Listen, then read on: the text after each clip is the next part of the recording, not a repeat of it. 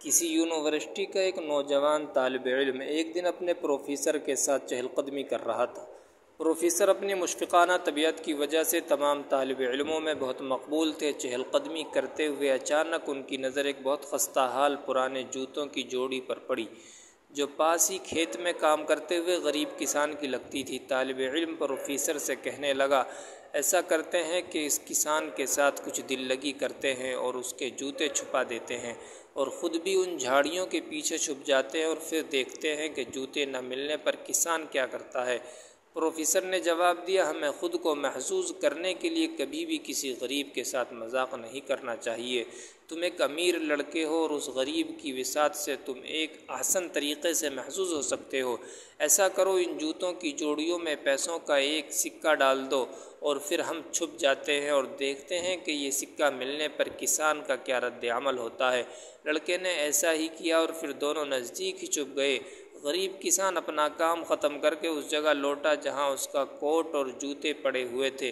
کوٹ پہنتے ہوئے اس نے جوں ہی اپنا ایک پاؤں جوتے میں ڈالا تو اسے کچھ سخت سی چیز محسوس ہوئی۔ وہ دیکھنے کی خاطر جھکا تو اسے جوتے میں سے ایک سکہ ملا۔ اس نے سکے کو بڑی حیرانی سے دیکھا، اسے الٹ پلٹ کیا اور پھر بار بار اسے دیکھنے لگا۔ پھر اس نے اپنی چاروں طرف نظر دوڑائی کہ شاید اسے کوئی بندہ نظر آ جائے، لیکن اسے کوئی بھی نظر نہ آیا، اور پھر شش و پنج کی ادھیڑ بن میں اس نے وہ سکہ کوٹ کی جیب میں ڈال لیا۔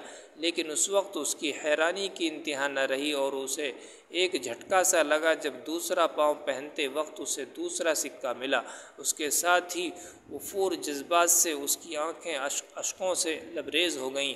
وہ اپنے گھٹنوں کے بل گر پڑا اور آسمان کی طرف منہ کر کے اپنے رب کا شکر ادا کرنے لگا کہ جس نے اس کی کسی غیبی طریقے سے مدد فرمائی، وگرنہ اس کی بیمار بیوی اور بھوکے بچوں کا جو گھر میں روٹی تک کو ترس رہے تھے کوئی پرسان حال نہ تھا۔ طالب علم پر اس کا بہت گہرا اثر ہوا اور اس کی آنکھوں میں آنسو آ گئے۔